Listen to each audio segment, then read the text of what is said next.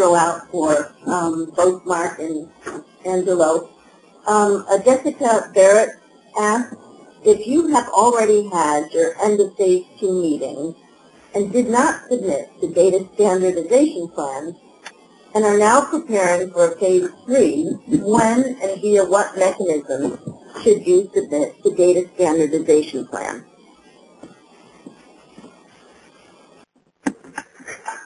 You say again. Okay. You submit your data standardization plan. You're now coming up to your end of phase 2 meeting. How should you submit that document? I think it's part of the, but they are not that familiar with the whole process submit. There should be covering the, so FDA has recently released a guidance which replaced some old guidance.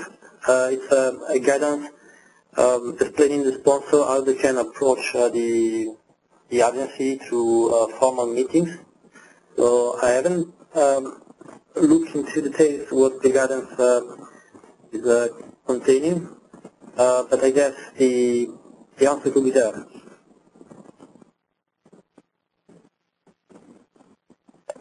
It's definitely formal process. I think this would be approached as part of the study planning conversation with the FDA, right? So, part of the discussion around the IND and, the statistical analysis plan.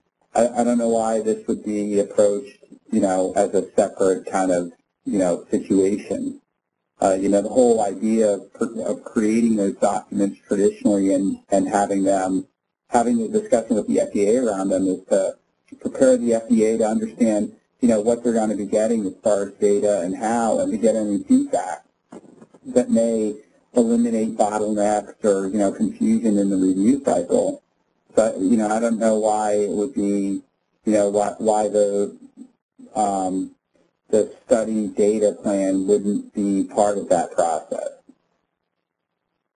Actually, I have to check, but for the IND, so if you go with the submitting the HTT for the IND, there should be an exact location where you have to store the standardization plan. Right. Yeah. Oh, absolutely. Yeah. There's a protocol as to how it should be submitted and where it should be located. But in terms of when and how, when it's done, I think this needs to be part of the entire, study planning process and discussion with the regulatory authority. That's what I was saying. And Mark and Angela, I'm going to move to sort of a more general question. So in your respective experiences, what are some of the misconceptions that sponsors, especially those emerging into the clinic, biotech, specialty pharma, et cetera, what are some of the misconceptions that you've seen, the sponsors have about CDIS and regulatory data compliance? Well, I'll just, I'll just speak candidly, having been involved on both sides of it, and that is that, the industry for years has looked at these types of things as, I'll do it when it's mandatory, and for that reason, CDIS, SCPM sets and ATOM sets have been produced based on, a perceived regulatory requirement, or, a perceived, end state of how the data needs to be in order for the, for the review process to go more smoothly or to be compliant with, with guidance. I think that the companies have a big challenge as far as implementing these programmatically, but the benefits are clearly there. I mean, the amount of time and effort and, frankly, money spent on producing SCPM data sets is pretty significant. And, like everything else, if you bake, some of those investments into the process as a whole and started designing your studies, earlier, using CDASH and getting your master data management plan in place, those are not easy tasks, I'll admit that. But, economically and from a business process perspective, they paid the dividend.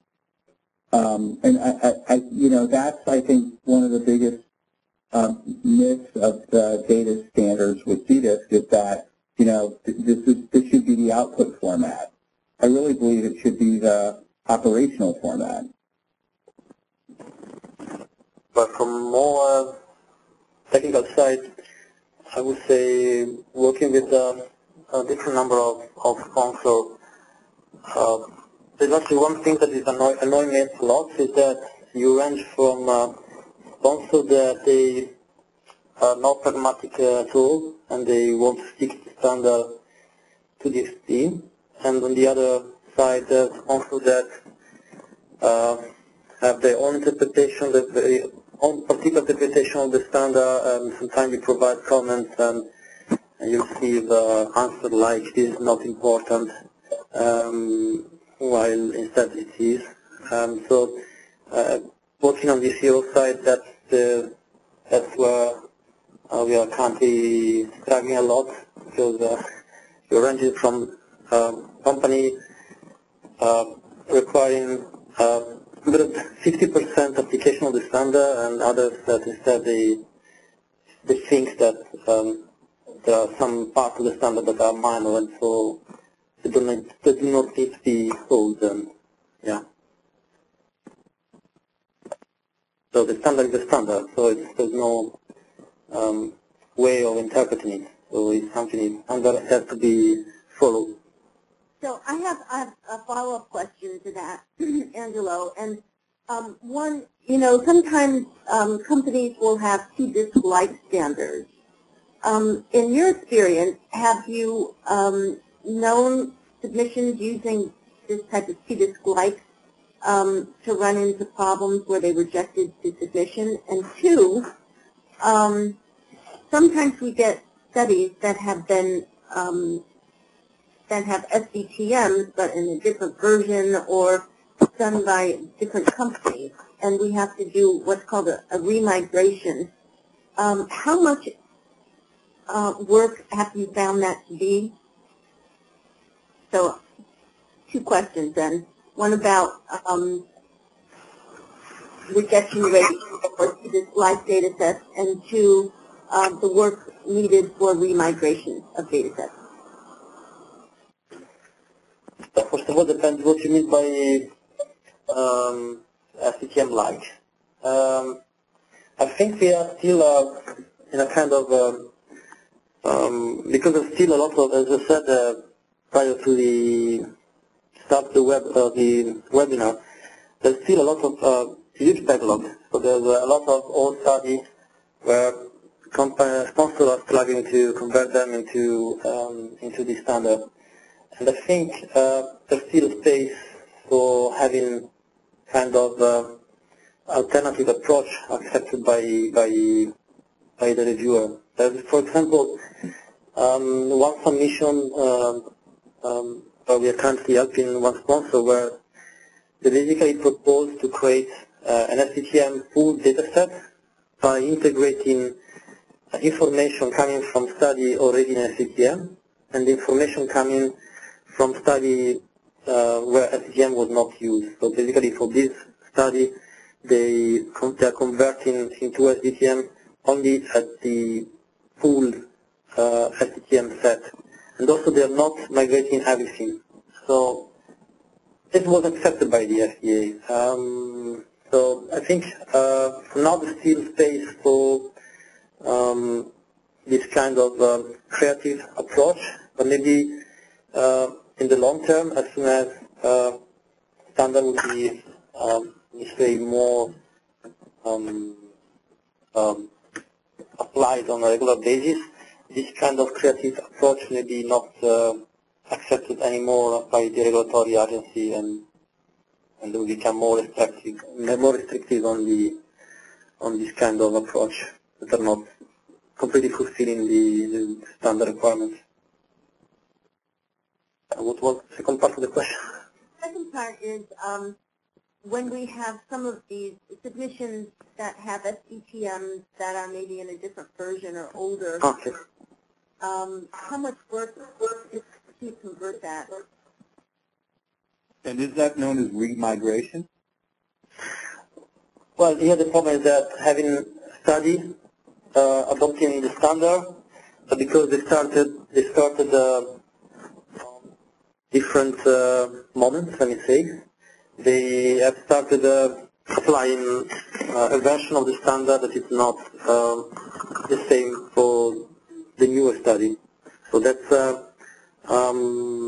common situation, common issue, and it's recognized to exist by the FDA, for example, especially for control terminology, but also for medical dictionary. So MEDRA, for example, is updated twice per year, or if a study finished 5 years ago, very likely we will not have the same version of MEDRA of a study that is going to be closed today. So the FDA do not have any particular recommendation and particular requirements, so there can be studies submitted with different LTTM version of different control terminology. The recommendation is that when it comes to put together data from different studies, you need to make sure that you harmonize to the same version, so to, for example, the same medical dictionary. So this is easy with medical dictionary. It's a bit more complicated with, for example, with the version of SDTM. Again, one could decide to immigrate everything to the same SDTM version, or as in one of the examples I mentioned during the presentation,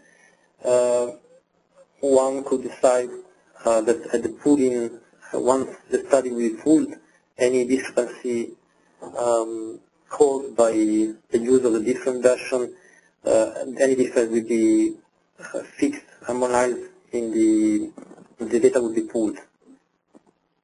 And this was accepted for this specific submission, maybe not accepted for another. I will say that this is another one of the misunderstandings about CDIS, and just because you got two companies or two partners that are aligning to CDIS standards doesn't mean their interpretation is the same, right? So this notion that a sponsor has 3 or 4 CROs or data management partners or whatever, lab partners, whatever, involved. The implementation of CDIS goes down to the interpretation level, and there is a lot of room for interpretation. So in defining your CDIS strategy, you need to flesh out those areas of interpretation and define a playbook, a dictionary for making sure everybody's on the same page as far as how the various fields are used and how the diction is being applied. So there's 2 issues. One is, CDIS standards themselves change, and that you need to migrate from one standard output to the next. But there's also another issue which is more complicated, and that is, your interpretation of applying standard with this, and mine is applying to this, and that's less of a standardized mapping. That's more of a, you were using this translation, I was using another one, and that requires some effort as far as consolidating those two. Who's the winner or loser of the interpretation? Angela, any thoughts? Oh, I'm sorry, I'm out of sequence. Hey, so guys, let's wrap up on this. I'm going to ask you both about recall that we told people we would provide practical steps for sponsors to take, especially those early in the development process. So maybe we can finish for today with Mark. Maybe you can continue to, if you were asked, what were the 2 or 3 steps that you would recommend to a sponsor who is new to the CDS standards or is relatively naive, and what would your recommendation be? My recommendation would be to sit down with a knowledgeable, group of people, and to really prioritize, the implementation strategy for CDIS. Not all of the standards need to be paid equal attention to. Not all of them are going to give the same benefit right off the bat. And this is a very personalized implementation strategy because, different companies have different, partner strategies, and they have different process and technical capabilities. So, putting together a plan is to, here's where I want to be in a year, let's say. Could be longer, could be shorter. Here's our business priorities as far as the studies that are getting spun up and the partners that are involved, and probably taking an approach of, this study forward. That would be my advice. And, being able to embark on a path where you're starting out studies, with CDISC in mind, and then simultaneously trying to figure out what do you do about your legacy data, or what do you do about the studies in flight. Those are things that could distract you or paralyze you from starting in the first place. So those need to be put on a separate track with equal respect, but I wouldn't let that slow down the implementation of the plan itself. Great. Angelo, could you continue? Your recommendation? My recommendation is to not be afraid to have a better understanding of the standard requirements, have to better understanding of what is STM, what is ADAM, what are the difference.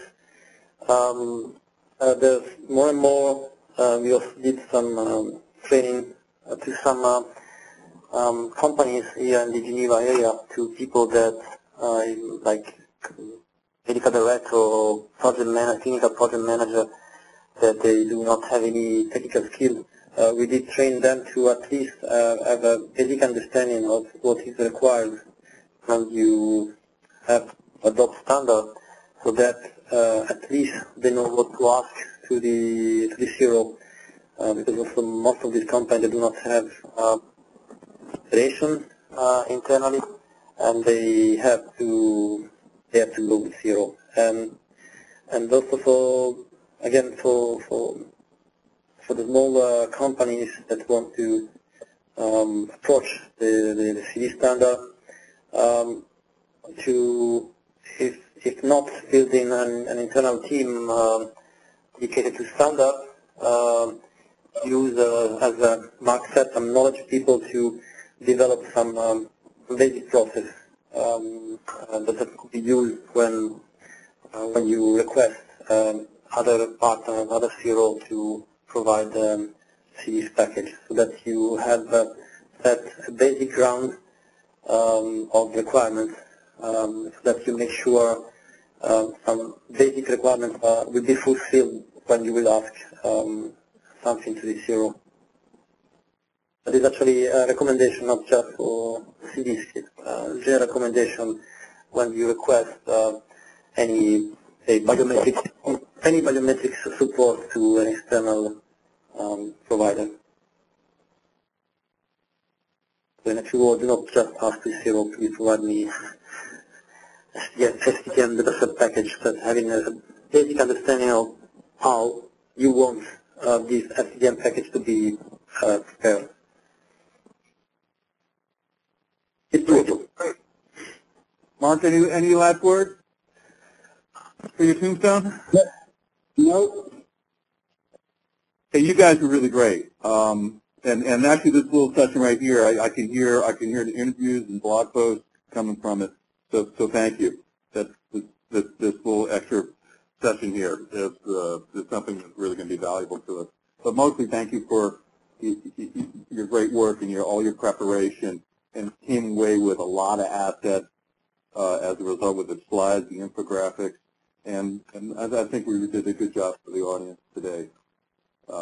Great. Great. And Mark, way to go to sort of glue it all together and help us to get out of the weeds a little bit. We really needed that. And thank you. Both of you, I thought you guys were great together. And thanks, of course, to Karen as well. All righty, I'll include you guys on the replay and as well, and let you know when we start to move forward with this, with the additional material as well. Okay. Great. And of course, I'll share Mark with the Halloran team. I'll share the final registration report, which will come out tomorrow with your. Great. All righty. Good job, Angelo. Get that glass of wine. Yeah, Angelo. Thank you for staying late. I know it's late, man. Thank you for all your good work. You guys are really fantastic. You're welcome. Thank you. Thank you. Bye. Have a nice day. Bye, Mark.